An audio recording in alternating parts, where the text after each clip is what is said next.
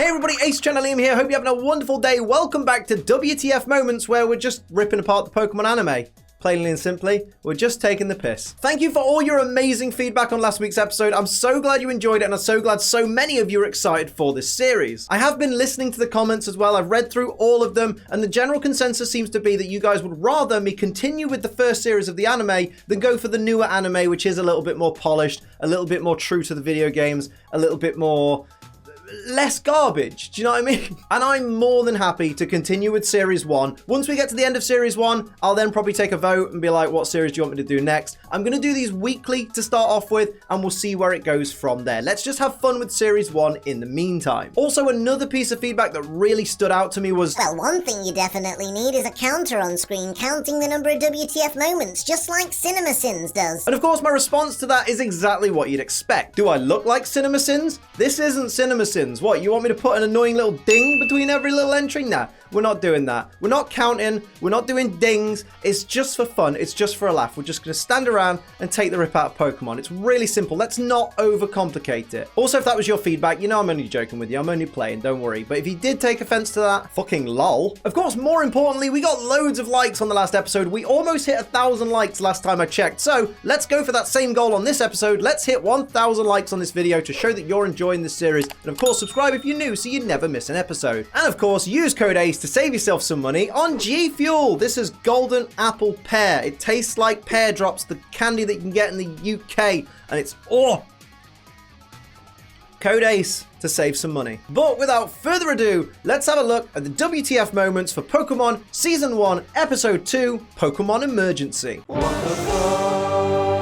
So the episode starts with a recap of the previous episode. Long story short, Pikachu hated Ash. Pikachu got absolutely battered and almost killed, but somehow still managed to save the day and is now absolutely knackered. That's as much as you need to know. Then the episode begins. First new thing to happen in the episode, Officer Jenny sees a battered and bruised Ash Ketchum running down the street with a battered and bruised Pikachu and instantly assumes that Ash must be one of the Pokemon thieves that have been running riot in Viridian City. Now I get that there are Pokemon thieves in the area and she's got to be on high alert, but at the same time, look at the state of him. Nothing about this 10-year-old screams successful Pokemon thief. Ash tells Officer Jenny it's my Pokemon and it's her and I've got to get it to a hospital right away. Bet you feel like a right dick now, don't you? Jenny. We learn that Ash Ketchum left home on a region-wide adventure with no form of ID that he's aware of. Now, before you type your comment, we are getting to that, but first, let's just focus on what a colossal, unprepared numpty this child is. Officer Jenny tells Ash that he's the 4th person from Pallet Town to reach Viridian City that day. Ash says, oh, that means Gary Oak's here already. Who's Gary Oak, mate? I only know Gary. That's what we call a callback to the previous episode. Jenny continues to quiz Ash on how he can prove he's not a Pokemon thief, even though she stood next to a wanted poster with a picture of the thieves on it. Just open your eyes, love. Although granted, I know Team Rocket are good at making disguises, but even so, come on. Oh, and for the know-it-all in the comments that's going to be like, well, actually, Liam, James did in fact dress up as Ash in an episode of Season 17. Well, we're not at Season 17, are we? No, in fact, we're about 830 episodes away from that particular episode, so we'll talk about that one in 15.9 years.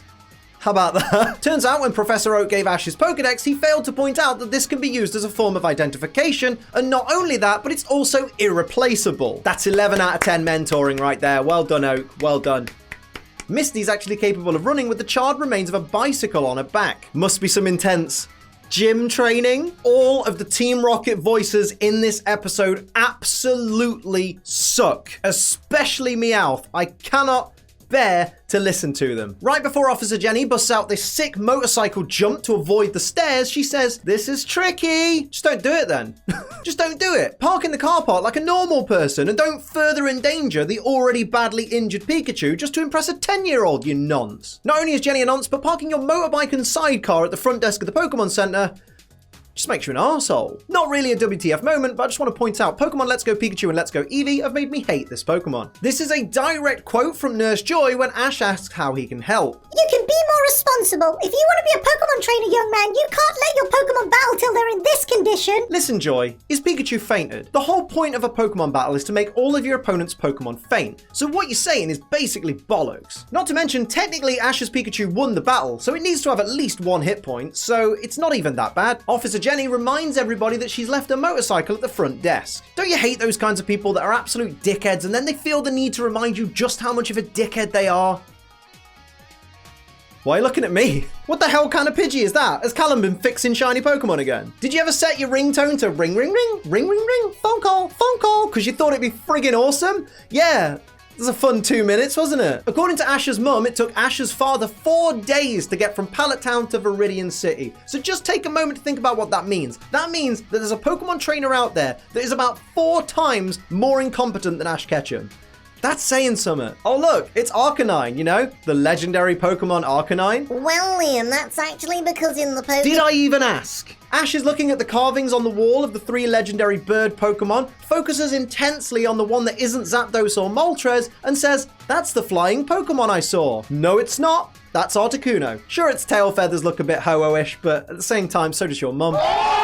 I've actually got 2 questions about this particular scene. Question 1 is, why is the Pokemon Center's reception desk video phone connected to a screen that is away from the desk and on the wall, built into this carving of legendary Pokemon? Like, surely that phone is for private, patient, confidential calls and maybe calls about the business practices of the Pokemon Center. So why would we need the video of those calls to be on the wall away from the reception desk? It doesn't make sense. Secondly, why does Professor Oak have 2 video phone cameras? One on the front of his PC so he can look directly into it, and one directly behind him on the other side of the room. Is the rear camera some kind of Professor Oak fetish webcam? Is Professor Oak an E-Professor? Professor Oak made a bet with Gary for $1 million that Ash Ketchum would catch at least 1 new Pokemon before he reached Viridian City. This has to be the stupidest bet you could possibly make. You are betting on a child who tried to catch a Pidgey with a t-shirt. Ash tells Misty he's sorry about a bike, but he does need some time to make things right, and Misty says, "No,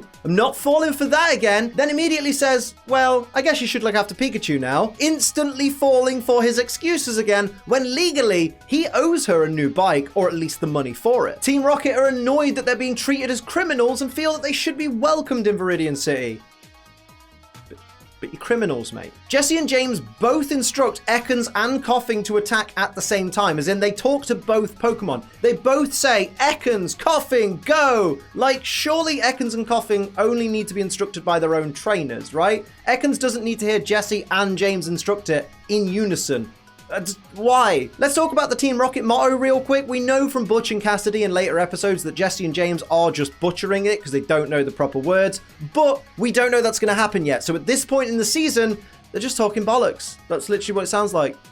Even Ash points it out. Although nothing is worse than the Team Rocket motto they were using last time I saw. "The nobly heroic man of our times!" The fuck are you talking about? Team Rocket are not interested in Ash's Pikachu. They only seek rare and valuable Pokemon. You're traveling with a talking Meowth. You should probably hand that fucker in, and then you can retire. These doors close the exact second Coughing and Ekans go by, which means they definitely saw everybody run into that room, and are just lazy. Just like Game Freak! This backup generator makes no sense. Why are the Pikachu running, creating kinetic energy to produce electricity, when they produce electricity anyway?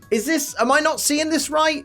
Or is it like a really efficient thing and I'm just not realizing, where like it's producing electricity through kinetic energy, which is giving electricity to the Pikachu, who are then making more electricity to power the bit? I don't think it makes sense. I think it looks absolutely stupid, and I think it's pointless. After standing idly by and watching Ash throw out a stranger's Pidgey and a stranger's Rattata to no avail, Misty finally decides to get in on the action and throws out a Pokeball. Out comes Goldeen, which she then immediately returns. "Glad we had you on the team, Misty. Great job." This is a direct quote from Misty to Jessie. "You know as well as I do that a water Pokemon can't battle on land."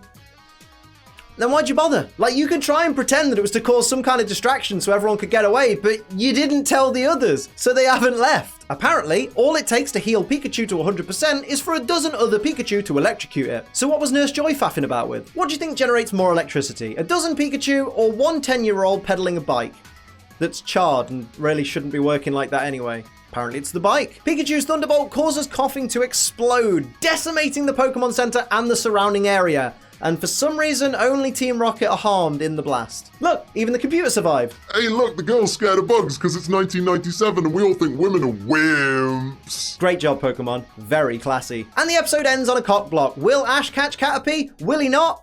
Who cares? It's a Caterpie. And that'll do it for another episode of WTF Moments. I hope you enjoyed it. If you did, hit the like button. If you're new, hit the subscribe button. If you want to support the channel like these wonderful people over here do, pledge to my Patreon. It's patreon.com/AceTrainerLiam and save yourself some money on G Fuel. Use code ACE. But until next time, I'm Ace Trainer Liam. Keep on training.